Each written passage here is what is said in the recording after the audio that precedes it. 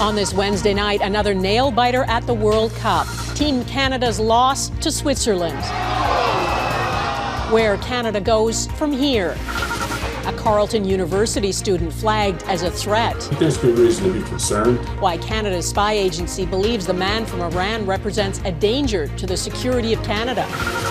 Forging ahead, how Canadian steel companies are coping in the face of American tariffs. Plus, she is the brains behind Team Canada's jerseys. Obviously, I was very excited to work on it, but it's also very overwhelming. The symbolism in her designs and the good luck charm hidden in every one.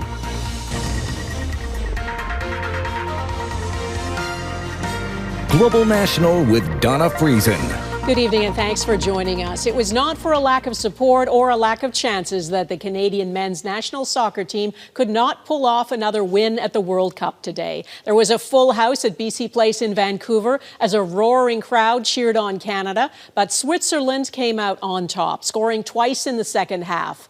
The final score 2-1. But Canada's World Cup run is not over yet. Eric Sorensen will get into that in just a moment. First, let's go to Sarah MacDonald, who is in downtown Vancouver. Donna, it wasn't the win or the draw that Canadian fans had been hoping for, but the World Cup dream is not over yet. The team will still advance, just not here in Vancouver as they had hoped. Even in the face of a loss to Switzerland, the pride for the red and white is still strong. I just want them to get out of groups. I just want them to get out of groups. World Cup fanatics were ready for anything well before kickoff Wednesday. Across the country, bars, restaurants, patios, all packed as Canada and Switzerland hit the pitch at BC Place Stadium. Canadians once again were hoping to watch history as it happened. Canada ultimately losing 2-1 despite a late game goal from star Jonathan David, unable to clinch the country's first group win at a World Cup. Oh, I still go for Canada no matter what.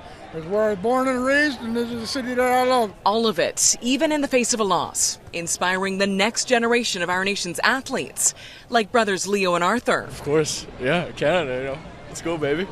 And proud Canadians like Kuldeep. We, as a country, are united.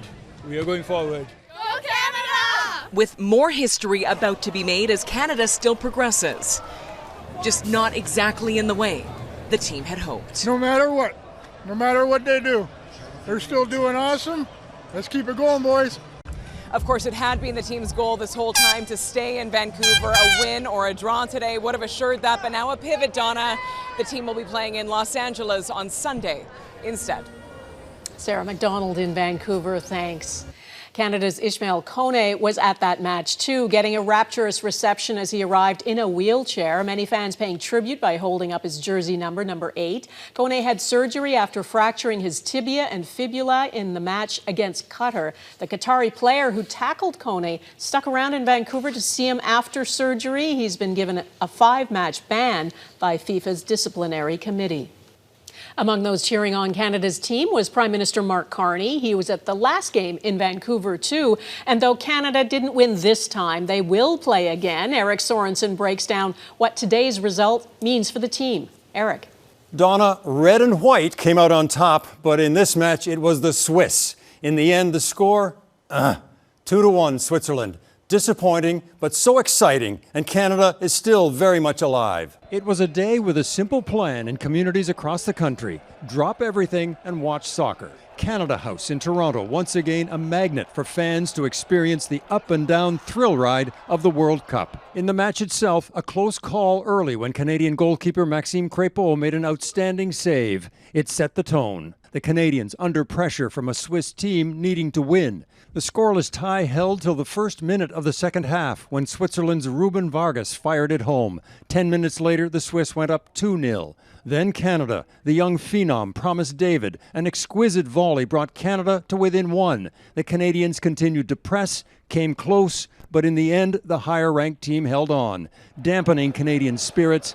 But that too is part of the World Cup experience. In Canada, the World Cup has delivered atmosphere here and far beyond our borders, cultures from around the world experiencing this country. But the energy and anxiety has been especially electric for Team Canada, and that's not about to end. Second place is disappointing, but remember, second is a strong position for the round of 32. Canada will play the second place finisher from Group A. Here are the standings there. Mexico will win. South Korea is second, that's the key, but Czechia and even South Africa could be the opponent. In any event, Canada will play its round of 32 match this Sunday in Los Angeles, 3 p.m. Eastern, noon Pacific, against second place from Group A. Maybe South Korea, we will know soon, because the Group A teams play tonight. Donna, so close at the end. In the other Group B match, Bosnia defeated Qatar to finish third, putting it in a good position to qualify for the round of 32. For Canada, the letdown today will be put aside. It must be, and now it's on to our round of 32. Donna.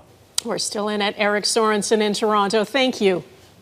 A little later, meet the Calgary-based designer of Canada's World Cup jerseys and find out what good luck charm she tucked inside them.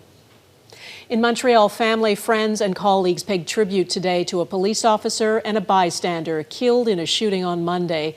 34-year-old Constable Mohamed Lamine Ben Redouane and 68-year-old Michelle Mizrahi were killed in that daytime attack, which also left the gunman dead. Taria Isri reports on how the two men are being remembered. Immeasurable sadness in Montreal. Members of the city's Jewish community gathered to mourn the loss of Michelle Mizrahi, the innocent bystander who died during Monday's chaos. He was the best father. He was the best person. He was the most generous. He was always happy. Police won't comment on the circumstances surrounding the 68-year-old's death, including speculation he was accidentally shot by a responding officer. Friends say Mizrahi spent his final moments warning others to flee. He tried to guide people to safety. We should all grieve for not only Michel and his soul, but also for the policeman that was killed. A funeral was also held Wednesday for the fallen Montreal police officer, 34-year-old Mohamed Lamine Ben Redouane, the father of a 3-year-old with a second child on the way. We lost someone that's, he's part of the community. The attacker also died in Monday's shootout, identified as 25-year-old Albertan Seth Hatfield, a University of Lethbridge philosophy student who made the dean's list, according to the school's website. He left behind a 104-page manifesto, appearing to invoke incel ideology, spreading anti-Semitic conspiracies, along with anti-feminist and anti-capitalist rhetoric. His manifesto lists international pornographic companies as potential targets. After the shooting, broken windows were visible in the Montreal office of ILO, the parent company of Pornhub. The company won't comment on whether it was targeted. A former employee tells Global News that ILO has grown increasingly concerned about threats from anti-pornography activists. Donna? Taria Isri in Montreal, thank you.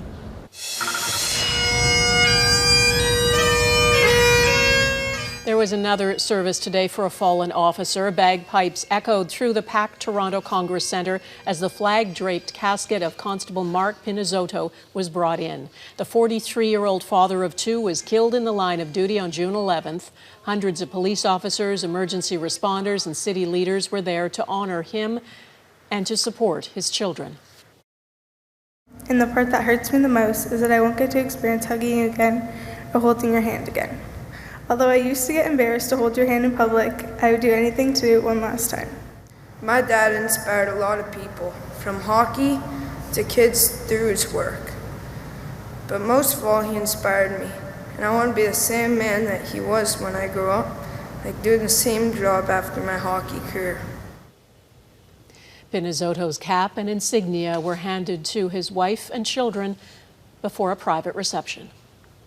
There is a little more insight into the federal government's plan to try to fast-track projects considered to be in the national interest. 3 have been named by the federal government as potentials. All are in Canada's north, a highway, a deep-water port, and a nuclear waste repository. But naming them is just an initial step in possibly moving them to the next stage. As Gillian Piper reports, construction, if it happens, is still years away. We're marking a major milestone. It's a milestone a year in the making. For the first time, the Government of Canada is initiating the process to potentially list projects under the landmark Building Canada Act. The act allows the government to speed up regulatory approvals for nation-building projects, but none of the more than a dozen proposals submitted in the past year have been officially designated to be in the national interest. The 3 projects in the running to be the first to be expedited are the Mackenzie Valley Highway in the Northwest Territories, the Grays Bay Road and Port in Nunavut, and an underground nuclear waste storage site in Ontario. They are about strengthening Arctic sovereignty, creating economic opportunity, and supporting the communities that call the North home. A final government decision is not expected until the fall, and there are many hurdles to cross before any of the proposals become a reality. Environmental assessments are ongoing, and Indigenous stakeholders still need to be consulted. There are concerns that we see with this project being fast-tracked. Senior government officials estimate construction will begin between 2027 and 2030. The Conservatives say shovels should be in the ground sooner. They have not designated a single project. So unfortunately for Northerners and for the Canadian economy, this does not secure our economy, nor does it secure our sovereignty. The federal government has spent millions on the proposals already, but construction costs are expected to be split between the public and private sector, with Ottawa not yet putting up any new money. Finding the right funding mix will be important. It's not something that we're doing today. The list of major projects under review is expected to grow in the coming days, with the Alberta government pledging to submit their proposal for a new 1 million barrel a day pipeline by July 1st. Donna? Jillian Piper, thanks. There is some breaking news from Venezuela. 2 powerful earthquakes have struck. One was 7.2 magnitude. Less than a minute later, a 7.5 magnitude hit. The epicenters are near Venezuela's 3rd largest city, Valencia, and its capital, Caracas. There are multiple reports of badly damaged and collapsed buildings. A tsunami warning for Puerto Rico, the U.S. Virgin Islands, and the British Virgin Islands has now been lifted. The sweltering heat wave that has engulfed much of Europe is not easing. All-time temperature records were set again today in parts of France and Spain. Temperatures nearing 43 degrees Celsius. The Eiffel Tower and the Louvre Museum closed early because of the heat. French authorities say at least 40 drownings are linked to the weather, people going into the water to cool off. Only 25% of French homes have air conditioning. In the UK, a rare red heat alert was issued. Today was the hottest day in June ever recorded in England. The heat wave is expected to spread east over the next few days. Germany is forecast to hit 41 degrees this weekend. In France, the health ministry has confirmed that country's first case of Ebola. A doctor who recently returned from a humanitarian mission in the Democratic Republic of the Congo tested positive. They are in stable condition and being treated in a specialized facility. Contact tracing efforts are underway, and the risk to the wider French population is low. There are nearly 1,100 confirmed cases in the DRC. At least 277 people have died. A tough reality for Canadian steel companies. Coming up, how they're trying to survive while being hit by hefty American tariffs.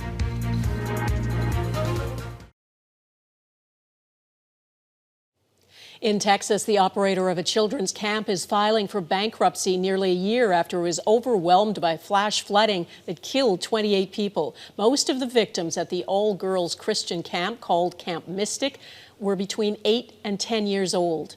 Across central Texas, more than 130 people died during those floods last July. Investigators have since criticized Camp Mystic for having inadequate emergency plans and being slow in its emergency response.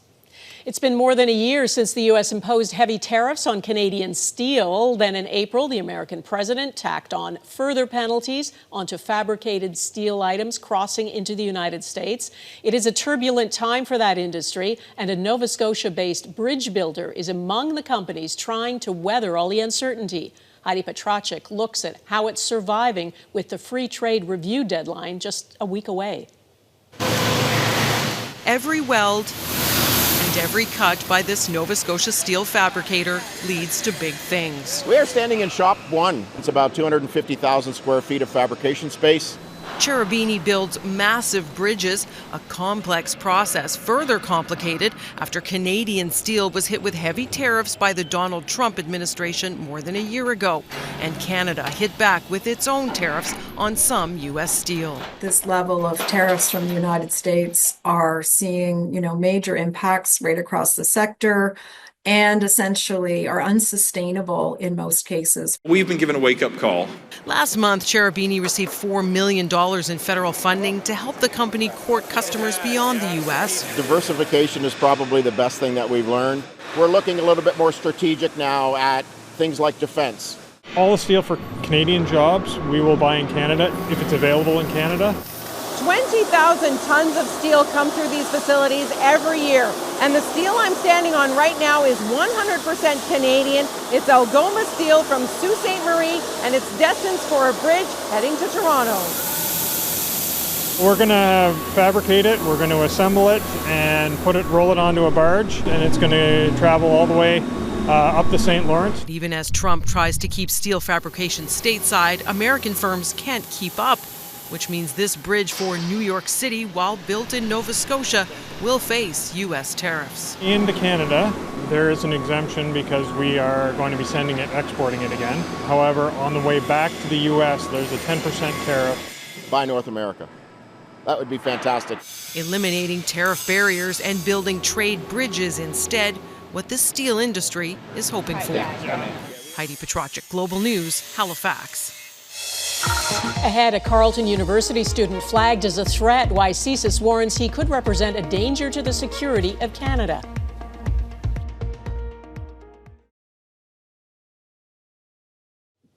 A man from Iran who was given a scholarship to study at Carleton University in Ottawa has been flagged by national security agencies as a threat. The 41-year-old doctoral student began taking online courses in aerospace engineering at Carleton in 2023. Classified intelligence reports obtained by Global News show Canada's spy agency flagged him. Jeff Semple explains why there's concern his studies could be helping Iran's weapons program. Over the last 4 months, Iran has launched more than 5,000 missiles and drones. And experts have noticed a troubling trend. Iran's weapons technology is improving. They improve in every categories in terms of the accuracy, precision, the number of missile and drone. Experts believe their advances are due in part to knowledge gleaned from Western countries and universities. Iran will send some of its students, graduate students, engineers abroad so that they can learn some specific skills in some instances. Including in Canada. Classified intelligence reports obtained by Global News show an Iranian student at Carleton University in Ottawa was recently flagged as an alleged national security threat. 41-year-old international student Mohammad Reza Petracek was offered a scholarship in 2022 in the Department of Mechanical and Aerospace Engineering. On his student visa application, Petracek said he works for MAPNA, a major Iranian manufacturer. Petracek said he engineers axial compressors. Experts say they can be used to power jet engines or weapons. The company has been sanctioned in Canada, the U.S., and Europe due to its alleged role in supporting Iran's production of weapons of mass destruction. Petracek also listed as a reference an Iranian academic whose research, CSIS said, is unequivocally and overwhelmingly focused on military end-use applications. I think there's good reason to be concerned. It seems like actually kind of a fairly egregious case. Experts stress that Petracek may have no intention of helping the Iranian regime, but if he refused, he could face arrest or worse. If the IRGC knows that you've got the knowledge that they want to use for their missile program, they can make you an offer that you cannot refuse. Neither Petracek nor Carleton University responded to our request for comment, and Petracek's whereabouts are unknown. Immigration officials are now moving to reject his student visa application. Donna? All right, Jeff Semple in Toronto, thank you. Next, the unique details embedded in the bold design of Canada's World Cup soccer jerseys.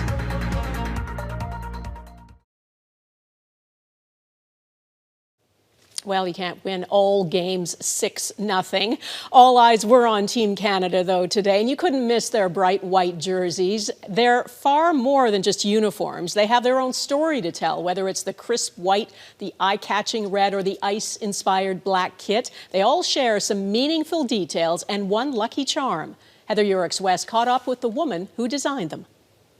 They wanted to look like killers on the pitch, players so dangerous opponents wouldn't see what was to come. We wanted to bring a little bit of grittiness, a bit of aggressiveness that maybe hasn't been seen in Canada designs before. Holly Gallacher was Nike's lead designer for this year's Team Canada World Cup kit, a labor of love for the Scottish-born designer who now calls Canada home. Obviously, I was very excited to work on it, but it's also very overwhelming because you're designing for a country. Like, I feel like it's the next thing down from designing a flag. Gallacher says the design process began 4 years ago with conversations with the players themselves.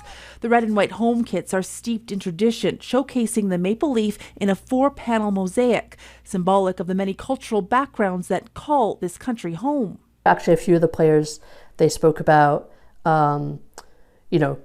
either coming over to Canada or growing up in Canada. It's all about people and communities coming together. To represent the danger the players wanted in the away kit, Gallacher drew inspiration from the menacing threat every Canadian knows too well: black ice. I've spent quite a few winters in Calgary, so I've come across black ice a few times. By the time you see it, it's almost too late, it sneaks up on you. When wearing black against Qatar, this team scored goal after goal. It's like a superhero putting on their costume, and they want to feel special in it. And they felt proud to wear, and that the fans would feel proud to support them in. Hidden within the design of this World Cup kit is a nod to Canadian hockey lore.